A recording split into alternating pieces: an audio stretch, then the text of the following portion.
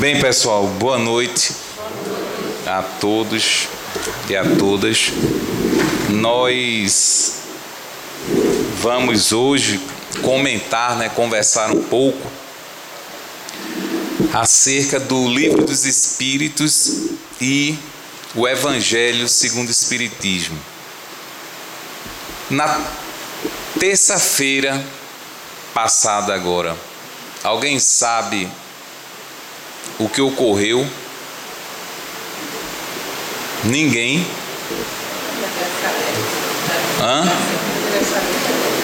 Aniversário de quem? De Kardec?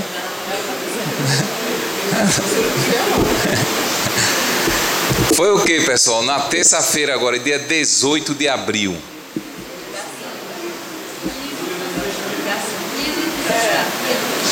Aniversário do Livro dos Espíritos, né? Quantos anos? E aí, Carlinha? Quanto? 300? 160 anos do Livro dos Espíritos. A 18 de abril de 2017 se comemorou os 160 anos do Livro dos Espíritos. E nós vamos levantar alguns pontos acerca do Livro dos Espíritos, como também acerca daquele que foi o responsável por trazer ao mundo esse livro, que foi Allan Kardec. Interessante que Allan Kardec, ele ouviu pela primeira vez acerca dos fenômenos das mesas girantes em 1854. Até então ele nunca tinha ouvido falar acerca desses fenômenos que na Europa estava como se uma febre. Nos salões parisienses, as sociedades se reuniam e ali colocavam as mãos sobre uma mesa. A mesa levantava, girava, batia, se faziam perguntas. A mesa batia, uma vez era sim, duas vezes não. Mas aquilo que ocorria na época, para a sociedade da época, era um divertimento. Ninguém tinha ainda conseguido enxergar algo além do fenômeno. E Allan Kardec, que era pedagogo, falava 5 idiomas, era um homem de ciência. Ele teve pela primeira vez notícias sobre esses fenômenos através de um amigo, o senhor Fortier, que falou com ele acerca desses fenômenos. E disse a ele, olha, que na época ele não era Kardec ainda, era Hippolyte Léon Denisard Rivail. Disse a ele que as mesas, elas saltavam, batiam e, mais impressionante, falavam, porque davam respostas. Kardec, como era um homem de ciência, ele, no primeiro momento, não negou, como também não aceitou. E o que é que ele responde ao senhor Fortier? Que até o momento que provassem a ele que uma mesa pudesse ter cérebro para pensar e nervos para sentir, pudesse se tornar sonâmbula, até aí ele não ia ver mais do que um conto para provocar o sono, até que provassem a ele.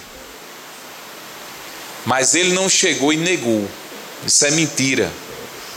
Não, até que provasse. Início de 1855, através de um outro amigo, ele escuta falar de novo acerca das mesas girantes. E esse amigo, num entusiasmo muito grande, o senhor Carlotti, muito entusiasmado com as novas ideias, fala a ele das mesas e, em vez de convencer a Hipólito Leon, coloca mais dúvida na cabeça dele. E o senhor Carlotti diz: um dia você vai ser um dos nossos. Ele diz: quem sabe? Em abril de 1855, ele é convidado para participar de uma reunião na casa da família Baldin, que tinham duas filhas, Carolina e Jafete, 16 e 14 anos de idade. E aí, segundo o próprio Hipólito Leon, ele vê pela primeira vez as mesas girantes. Mas viu de uma forma tal que não tinha sombra de dúvidas do fenômeno. Mas enquanto as pessoas que participavam daquela reunião familiar, porque era na casa de uma família, poucos eram os convidados, e as pessoas iam para ali para fazer perguntas frívolas, perguntas infantis, ele percebeu que por trás daquele efeito inteligente tinha que ter uma causa inteligente, porque a mesa por si só não podia dar aquelas respostas. Então Kardec, ele começa então a ir a essas reuniões e elaborar perguntas de um conteúdo muito acima dos participantes, e pelas respostas que obtinha da mesa, ele chegou a uma conclusão que não poderia partir daqueles participantes, porque as respostas estavam acima da capacidade. E interrogado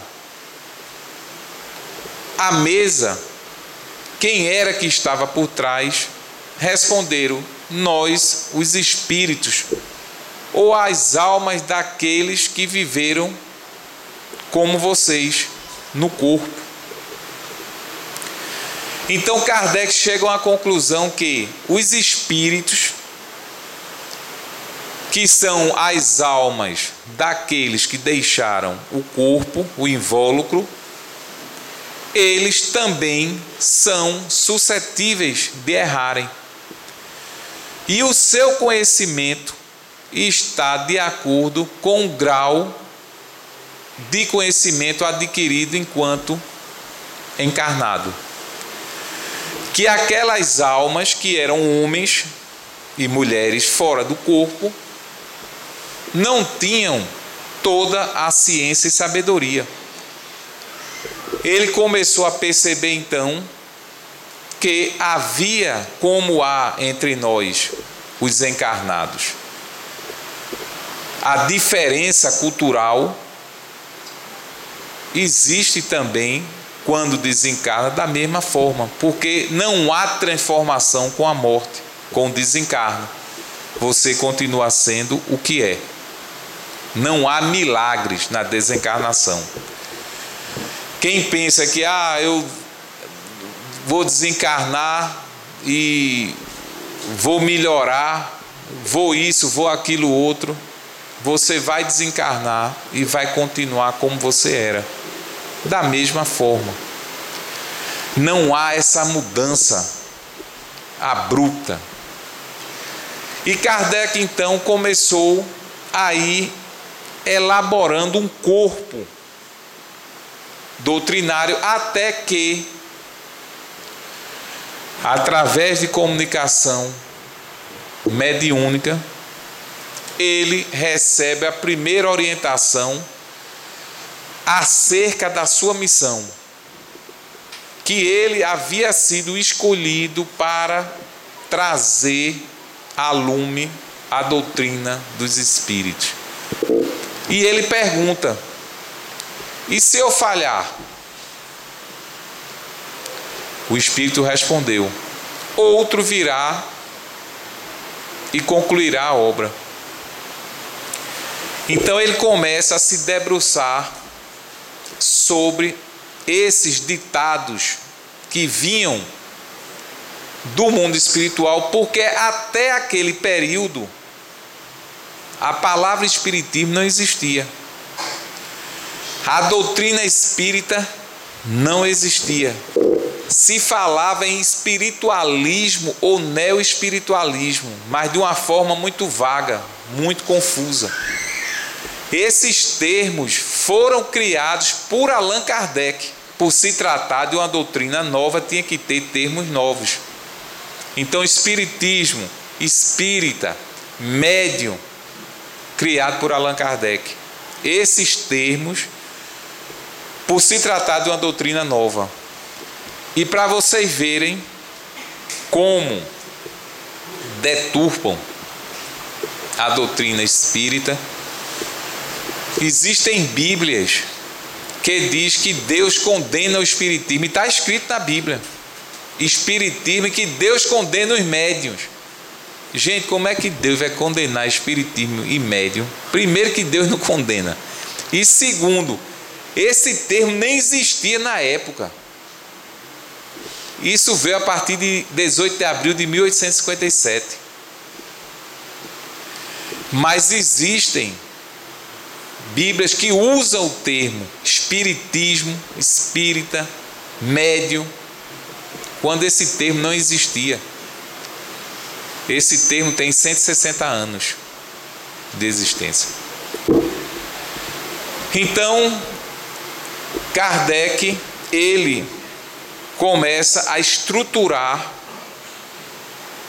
esse corpo doutrinário. Mas ele faz alguns critérios. Primeiro, são a escolha dos médiuns. Não foi qualquer médium. Foram escolhidos a dedo por Kardec. Veja que a primeira edição do Livro dos Espíritos, ela veio em 18 de abril de 1857, com 501 perguntas. Não veio com 1018 em algumas edições e 1019 em outras.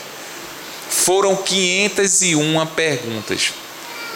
E tem um estudioso, um médium, que ele diz o seguinte, que nessas 501 perguntas, as meninas que foram médicas, que foram as Baldin, a Caroline e a Jafet, e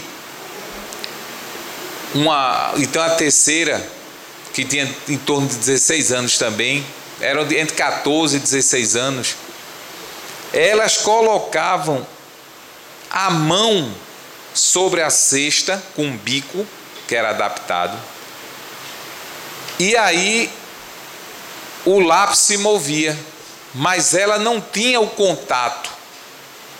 Colocava a mão sobre a cesta, tinha um lápis adaptado, e ali a cesta corria sem o controle delas. Aí esse pesquisador diz o seguinte, que nesse primeiro momento os espíritos, eles não quiseram nem interferência do médium propriamente dito, para não haver nenhuma modificação. Elas simplesmente pousavam a mão, e aí a cesta ia e escrevia. Não havia propriamente o contato do médium com o lápis para escrever. Pousava a mão e aí a cestinha se movia e escrevia. Mas interessante também que quando Kardec ele preparou essas 501 perguntas, primeiro passando a escolha dos médiuns que foram médiuns selecionados. Ao todo ele diz que dá em torno de mais ou menos, no conjunto, em torno de 10 médiuns que participaram da elaboração do livro dos Espíritos. Mas ele submetia essas respostas às perguntas formuladas por ele ao controle universal dos espíritos.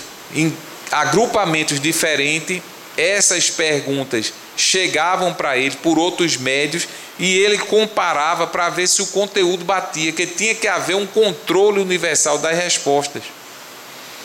Era o critério, era o cuidado que ele tinha para a elaboração do livro dos Espíritos. E interessante que alguém pode perguntar, e ele era médium na acepção da palavra? Ele era médium de psicografia? Ele era médium de psicofonia? Ele era clarividente, clareaudiente? A mediunidade que Kardec possuía era a mediunidade de intuição, que é, segundo alguns autores, a maior das mediunidades. Ele tinha intuição. E ele conta em obras póstumas, ele escreveu, e depois esse livro foi publicado depois do desencarne dele, que quando ele estava elaborando o livro, porque Kardec, ele teve de sua existência 15 anos para fazer o que ele fez. Um fenômeno. Conseguir em 15 anos de existência fazer o que ele fez, o legado que ele deixou, só sendo realmente um espírito de escola escolhido para isso. Porque ele se dedicou de corpo e alma para poder concluir a obra. Dormia pouquíssimas horas e chegou um ponto de um espírito alertar ele com respeito à saúde dele, porque ele estava se dedicando e não tinha descanso. Chegar a um ponto do espírito, um dos espíritos que o auxiliavam, pedir para que ele tivesse cuidado com a saúde, porque ele estava precisando de um certo repouso.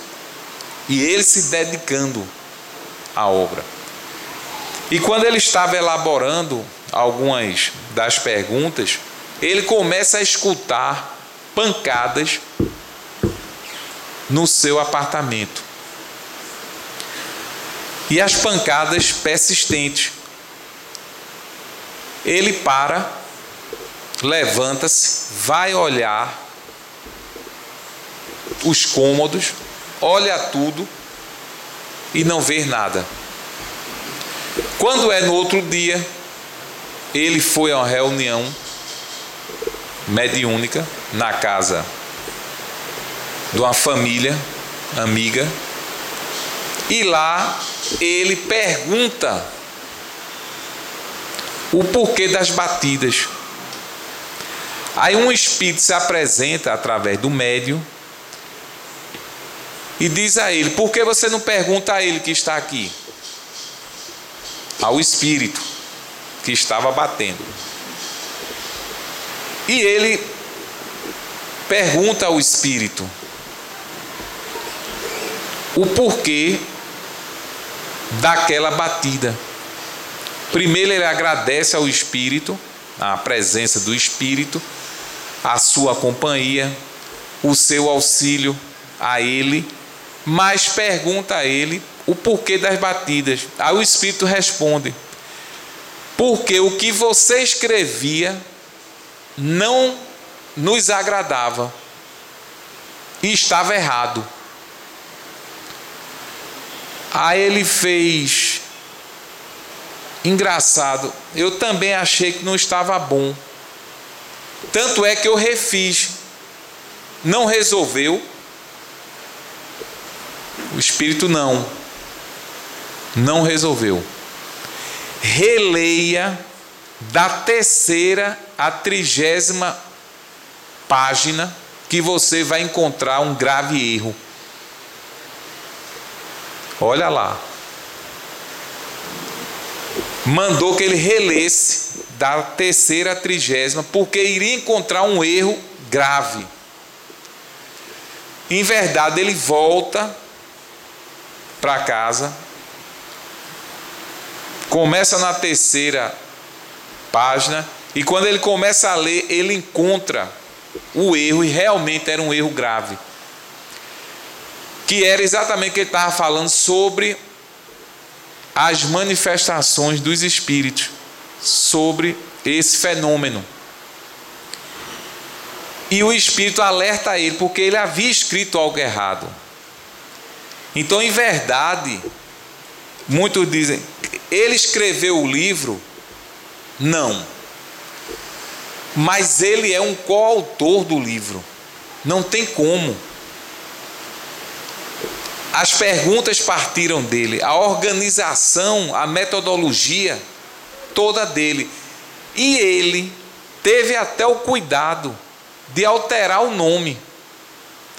Porque se ele assina como Hipólito Leon Denizar Rivaio, no livro, talvez o nome chamasse mais atenção do que o livro.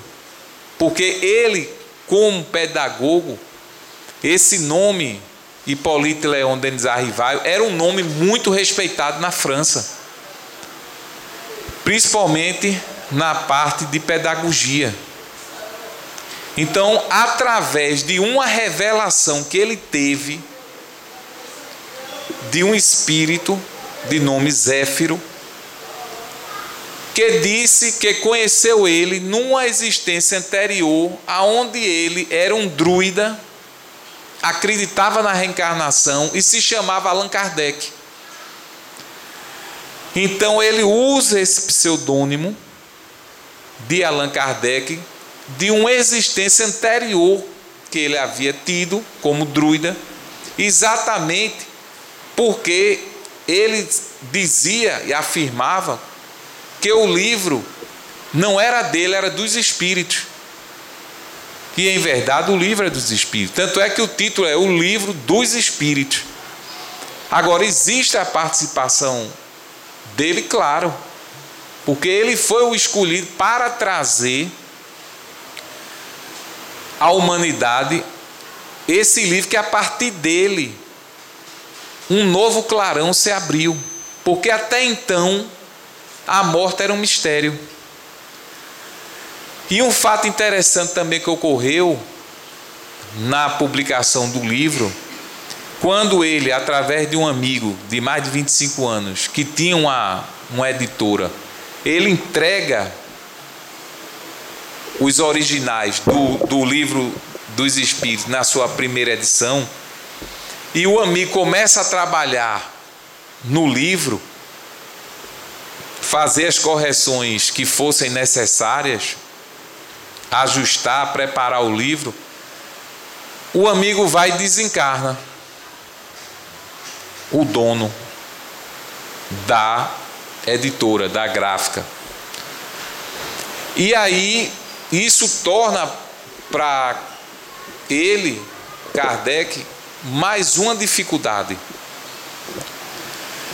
Que com a morte do amigo que ia ser o editor, ele tinha 2 filhos e tinha deixado a viúva. Os filhos deixaram o livro de lado. E aí, ele, inspirado pelos espíritos, vai procurar a viúva do amigo. Chegando lá, ele, com os originais na mão, mostra a ela os originais, e ela, quando lê os originais, ela é reconfortada, porque ela havia perdido o marido recentemente, e aquelas ideias tocaram profundamente ela.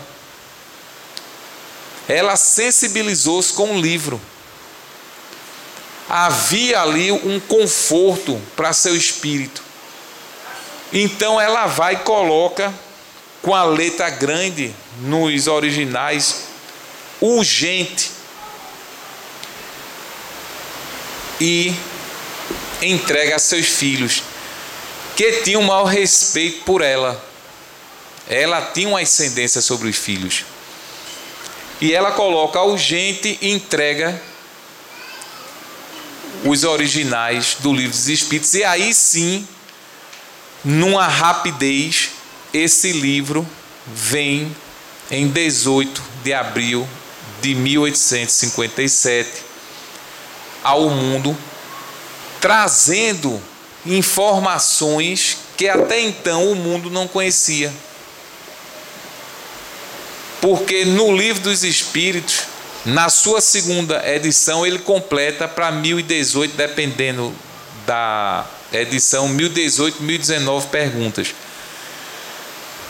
Ele vai desde a criação até a vida futura. E começa o livro com uma pergunta que já modifica o conceito. Ele não pergunta quem é Deus como pessoa. Que é Deus? Há uma diferença. Não é quem. Que é Deus? Primeira pergunta que Kardec faz aos espíritos. Inteligência suprema, causa primária ou primeira de todas as coisas. É a resposta que os espíritos dão à primeira pergunta do Livro dos Espíritos. Mas Kardec, ele, nessa trajetória dos 15 anos de dedicação à doutrina dos espíritos, ele enfrentou muitas dificuldades e foi alertado pelos espíritos que as maiores dificuldades que ele iria travar seria dos próprios companheiros, daqueles que comungavam com ele das mesmas ideias, e que ele ia ter decepções. E em Obras Póstumas, que foi o livro que ele escreveu, que era anotações de Kardec, que depois que ele desencarnou, se reuniu essas anotações e publicaram, por isso que é Obras Póstumas. Ele mesmo escrevendo, ele diz: tudo aquilo que eu havia sido orientado pelos espíritos aconteceu. Muitas decepções, traições encontrei, principalmente daqueles que comungavam comigo do mesmo ideal. Tudo que os espíritos haviam alertado a ele aconteceu com ele, mas em nenhum momento ele se deixou abater. Passou por dificuldades, chegou a perder quase tudo por conta de um tio, num negócio que ele fez uma sociedade com um tio, e praticamente ele quebrou, faliu, mas dava aula particular, conseguia através das aulas algum dinheiro para poder se manter. Tinha a esposa também, Amélie Baudet, que era, se eu não me engano, 15 anos mais velha do que ele, e que foi um grande pilar na vida de Kardec. Ela o sustentou, esteve sempre ao lado dele nos momentos mais difíceis, estava sempre com ele, e ele sempre lutando com todas as dificuldades para poder propagar a doutrina dos espíritos. Viajava quilômetros e mais quilômetros para poder falar sobre a doutrina dos espíritos, para levar o conhecimento. Era atacado de todas as formas. Tanto é que quem já leu aqui o que é o Espiritismo, que é um dos livros que não está no Pentateuco, como alguns chamam, que são os 5, porque é o livro dos Espíritos, o Evangelho, o livro dos Médiuns, Céu e Inferno e Gênesis. Esses são considerados os 5, que é o Pentateuco. Mas existe ainda o que é o Espiritismo, o Principiante Espírita, Revista Espírita e mais algum, e Obras Póstumas. Esse livro, o que é o Espiritismo, recomendamos a vocês, leiam, porque além de ser um livro que não é grosso, porque quando o livro é grosso a gente já cria logo uma aversão, já pula os prolegômenos, a introdução já vai para as perguntas. É um livro fino, mas nesse livro ele conta a trajetória, como é que ele chegou a esse mundo, porque ele não inventou o mundo dos espíritos, o mundo já existia, mas como é que ele chegou a esse mundo? O que foi que ele enfrentou? E aí tem nesse livro, que é o Espiritismo, diálogos dele, Kardec, com o cético, com o religioso, com o ateu, com o materialista, esses questionando ele, combatendo a doutrina espírita, e ele, através do argumento, da lógica, da razão, respondendo a todos os ataques. Ele não reagia com agressão ao insulto que recebia. Pelo contrário, ele se fundamentava para poder dar a resposta fundamentada. Ele não chegava e batia a boca, como nós vemos isso hoje, é muito comum no movimento espírita. Muitos médios, porque um pensa de um jeito, o outro pensa do outro, um vai, escreve uma coisa, critica o outro vai, responde, criticando, combatendo, desmerecendo, por não aceitar a opinião do outro. Então é uma doutrina livre que faz com que você tenha a sua opinião. O fato de eu pensar algo, você pensar contrário ao que eu penso, não queira dizer que eu sou o dono da verdade, nem você é o dono da verdade. É a compreensão que nós temos acerca de um assunto, mas o outro, porque você discordou, aí começa a lhe atacar. Começa a dizer que você está obsidiado, que você precisa estudar mais, está dizendo bobagem. Passa a ser pessoal.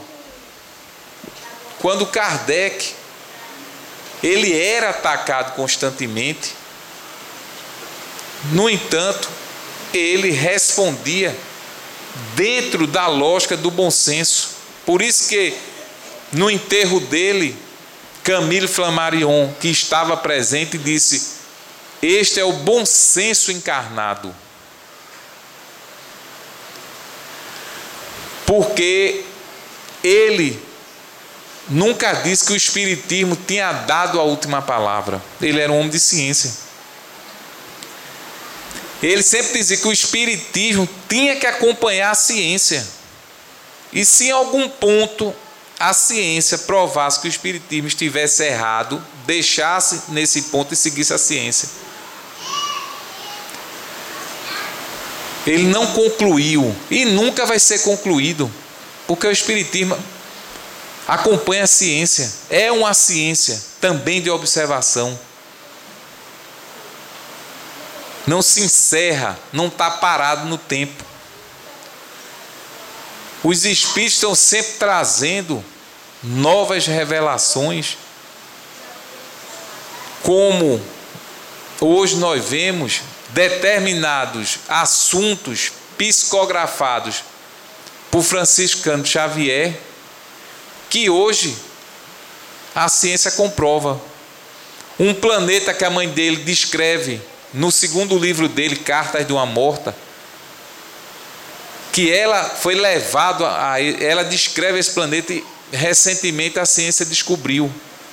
Mas essa informação já veio lá em 1930 e pouco, através de Chico Xavier. Então, assuntos que hoje, se Kardec estivesse reencarnado entre nós, quantas perguntas ele não iria fazer aos espíritos de temas que na época não tinha. Ele ia perguntar. Mas se nós pegarmos o livro O Consolador, de Emmanuel, psicografado por Chico, não deixa de ser um desdobramento do Livro dos Espíritos. São perguntas e respostas feitas a Emmanuel, que ele responde com temas atuais para a época, mas já é mais avançado que na época de Kardec, porque são assuntos que na época não tinha. Então o Espiritismo, ele vai caminhando com a ciência. Por isso que Kardec, ele define a doutrina espírita como uma ciência que trata da natureza, origem e destino dos espíritos, bem como sua relação com o mundo corporal. É uma ciência e filosofia de consequências morais ou religiosas, mas também não pode ser classificado de religião na acepção da palavra, porque limitaria o espiritismo. Porque religião tem dogma, sacerdócio, hierarquia, ritual, vestimenta, e o espiritismo não tem nada disso. Nesse sentido, esse termo religião não pode ser empregado, mas uma ciência e filosofia de consequências morais ou religiosas.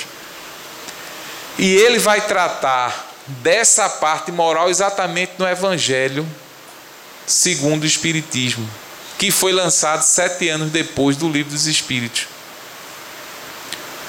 Ele vai tratar da parte moral, dos ensinamentos do Cristo, que ele achou mais relevante, e através desses ensinamentos, os espíritos, ainda em cima dos ensinamentos, esclarece mais ainda, de uma forma clara e objetiva, e Kardec ainda faz alguns comentários. Então, o Evangelho, ele é remédio para qualquer doença moral. Quem bem soubesse, leria diariamente 10, 15, 20 minutos o Evangelho, refletindo naquilo que está sendo dito, porque muitas respostas, muitas consolações nós iremos encontrar para os nossos dramas. É uma conduta, gente, de vida, não é vai formar santo, não. Eu vou ser santo, vou criar asa. Não é isso, não. Mas é um roteiro de saúde espiritual, moral. O que estamos vivenciando hoje está aí. Quem ligar uma televisão, ligar um rádio, pegar um jornal, pegar uma revista, esse câncer da corrupção, isso é sociedade doente. Quer combater a corrupção? Combata primeiro em você. Não basta simplesmente nós acusarmos aí as empreiteiras, os políticos. E as corrupções que nós fazemos diariamente e não nos apercebemos. Eu coloco um macaco em casa, desviar energia. Isso é corrupção. Eu coloco é jacaré, né? Jacaré, né? É da água, né? Um jacaré, estou desviando, é corrupção. Imposto de renda oculto, Na internet, essa eu não sabia não. É o Gato Net, é o Gato Net. Parece é nova, vou até dar uma pesquisada. É corrupção. Aí você oculta um patrimônio para pagar menos imposto ou não pagar imposto. É corrupção. O guarda lhe para. Você está errado. Primeiro que muitas vezes o guarda vai dizer, você sabe quanto é a multa? Sei. E aí? Aí você, como é que a gente pode fazer? Não, diga você. Não, diga você. Gente, isso aconteceu comigo. Diga vocês, há uns 2, 3 anos atrás. Aconteceu comigo. Foi uma situação constrangedora, porque o carro não era meu,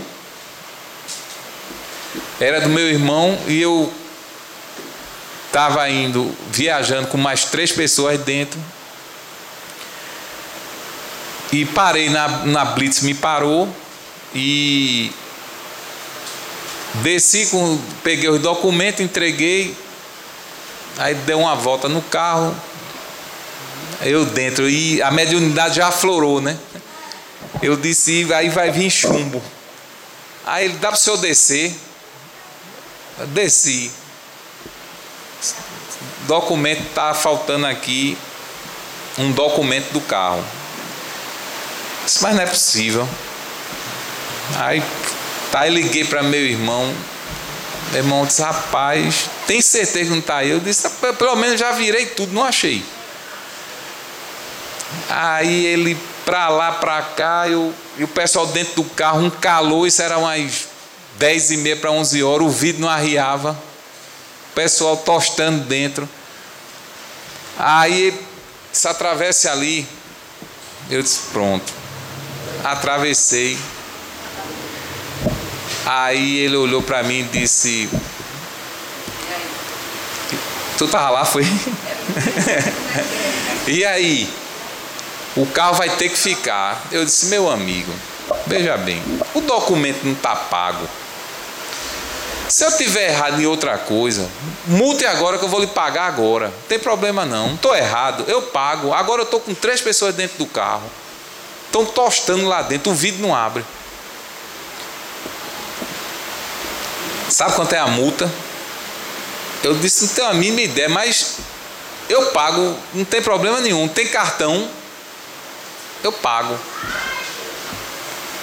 Ele disse, não, mas veja como é que você quer fazer. Minha gente, olha, não estou brincando não, isso foi uns 15 minutos.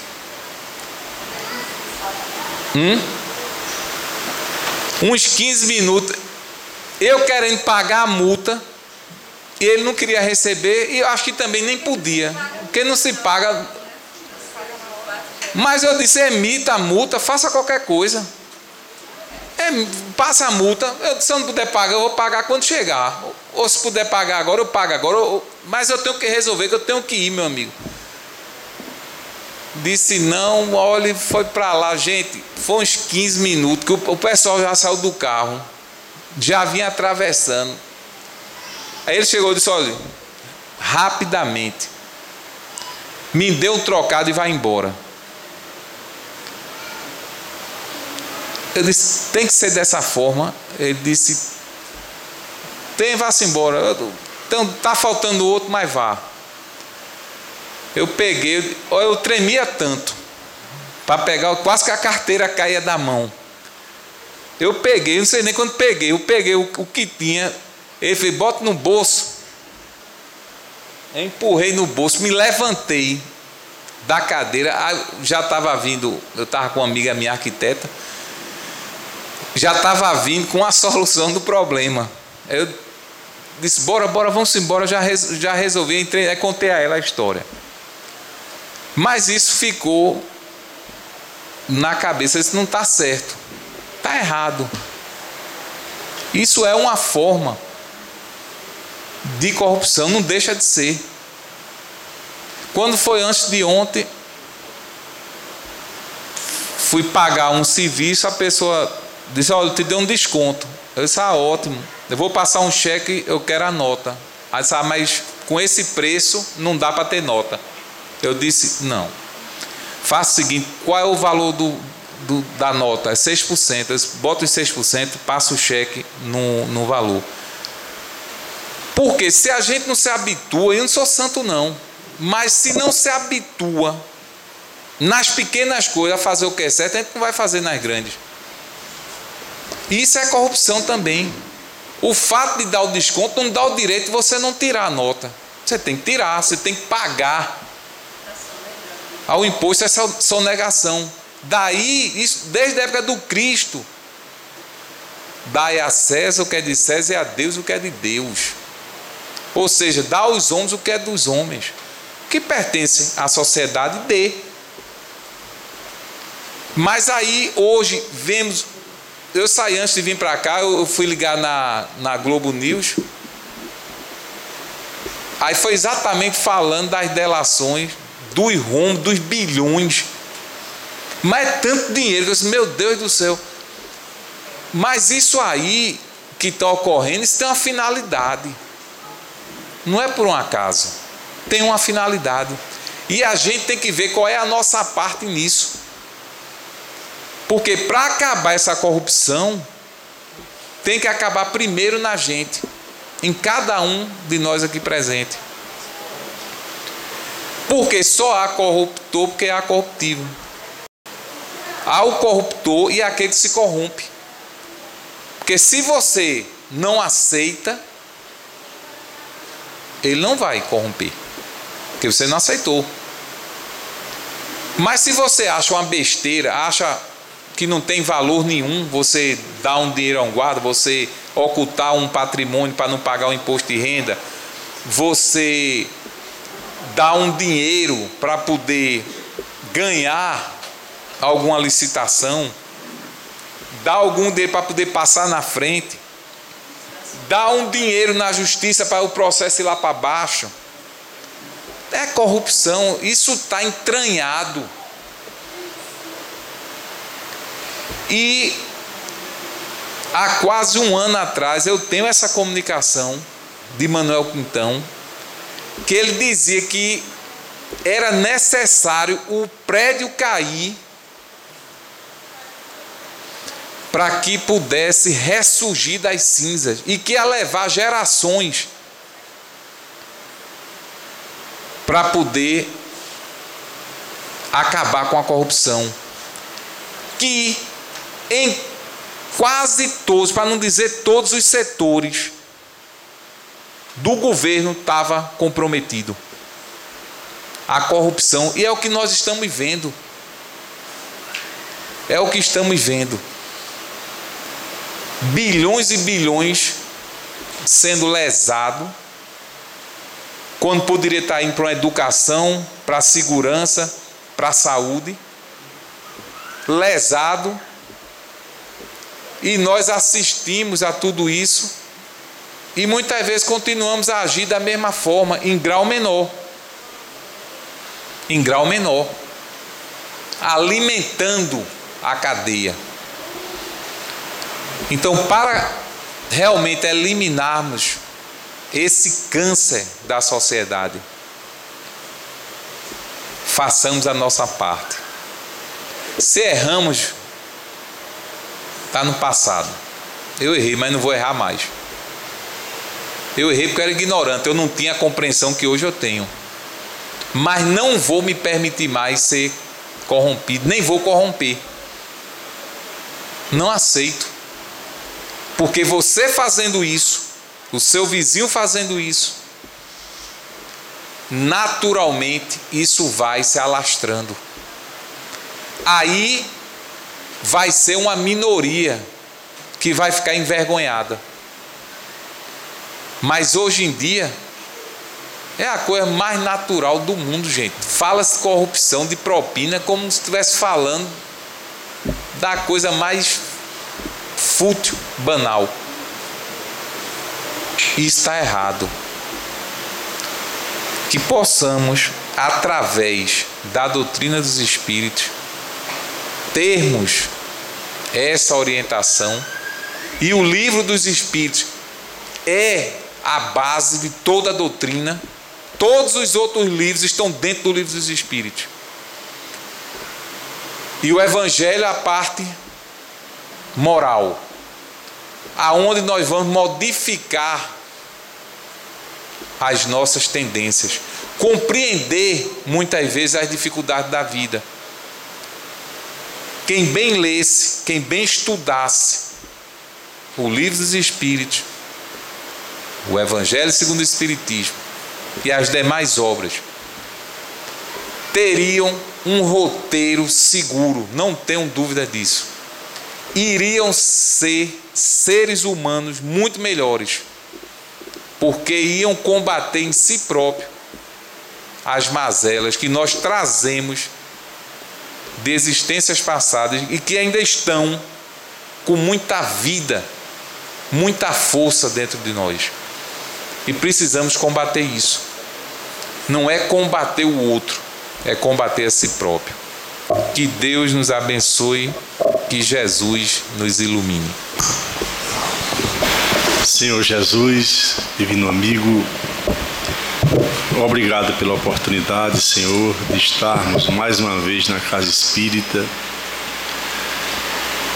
pelas mensagens ouvidas, o convite sempre reiterado que ouvimos de mudanças.